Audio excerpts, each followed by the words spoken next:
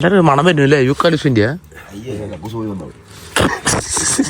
പരിപാടി. അങ്ങനെ ഞങ്ങൾ ഇന്നലെ രാത്രി ഈ ടെന്റിനകത്താണ് കിടന്നുറങ്ങിയത്. ഉറക്കം വേണ്ടിട്ട് നോക്കിയപ്പോൾ മുന്നിൽ കണ്ടത് ഒരു സ്വർഗ്ഗം. ബാഗെല്ലാം വണ്ടിയിൽ തന്നെ വെച്ചിട്ടാണ് ഞങ്ങൾ ടെന്റിൽ കിടന്നുറങ്ങുന്നത്. ആ തണുപ്പത് ബാഗ് എടുക്കാൻ വേണ്ടി വരികയാണ്.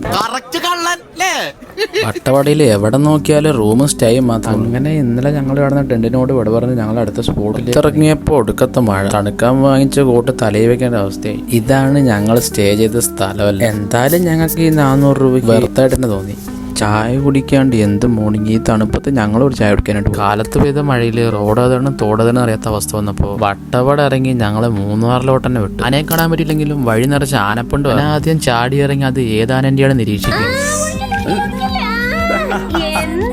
ഞങ്ങളങ്ങനെ മാട്ടുപെട്ടി ഡാം മഴയും ചളിയായപ്പോൾ തന്നെ പുറത്തേക്ക് ഇറങ്ങാൻ മടിച്ചു. ഇനി മഴ പെയ്യോ ഇല്ലെന്ന് അവ ഇതിലൂടെ നോക്കി കണ്ടുപിടിക്കും. വഴി തന്നെ റിപ്പിൾ ടീൻ്റെ ഒരു ചായ ഫാക്ടറി കണ്ടപ്പോൾ സന്ദീപേട്ടന് ചായപ്പൊടി വേണം. അവിടെ നിന്ന് ഞങ്ങൾ നേരെ പോയത് ഇരവിക്കുളം നാഷണൽ പാർക്കിലോട്ടാണ്. എല്ലാവരുടെയും പിന്നെ ടിക്കറ്റ് ഇല്ലാണ്ട് ഒരു കളി. ഞങ്ങൾ മാത്രമായിരുന്നില്ല കേട്ടോ, വിദേശികളും സ്വദേശികളും അടക്കം അത്യാവശ്യം നല്ല തിരക്കുണ്ട്. ഞങ്ങളും ബസ് ഇറങ്ങിയിട്ട് മുകളിലോട്ട് നടക്കാൻ തുടങ്ങി. ഇറങ്ങി വരുന്നവരുടെ അടുത്തല്ല ഞങ്ങൾ മേലെ എന്തുണ്ട് ചോദിച്ചു ചേച്ചി പറഞ്ഞത് ആട് ഫ്ലെക്സിൽ മാത്രം.